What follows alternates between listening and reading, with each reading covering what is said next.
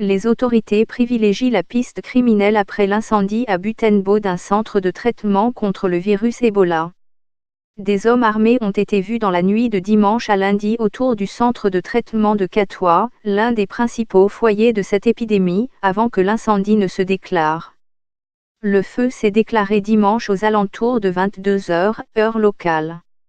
L'incendie a ravagé le centre de traitement d'Ebola de Katwa où se trouvaient au total 10 patients. Le système des Nations Unies mobilisé contre Ebola en RDC. Une attaque ralentit la lutte contre Ebola en RDC. Tous les patients qui se trouvaient dans ce centre ont pu être évacués sains et saufs, indique Sylvain Kanyamanda, le maire de la ville de Butembo. Ce responsable local déplore néanmoins le décès d'un des gardes-malades, mort après être tombé dans un ravin lorsqu'il fuyait cette attaque.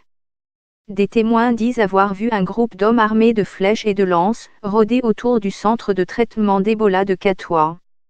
À ce jour, Katwa reste l'un des 2 principaux foyers d'infection de cette épidémie à virus Ebola. C'est là que se concentre le plus grand nombre de décès. Cette attaque n'est pas un cas isolé. Des incidents similaires ont été notés au cours des derniers mois, indique une source au sein du ministère de la Santé. Une partie de la population et des groupes armés locaux opposent une résistance farouche aux équipes de riposte contre la maladie.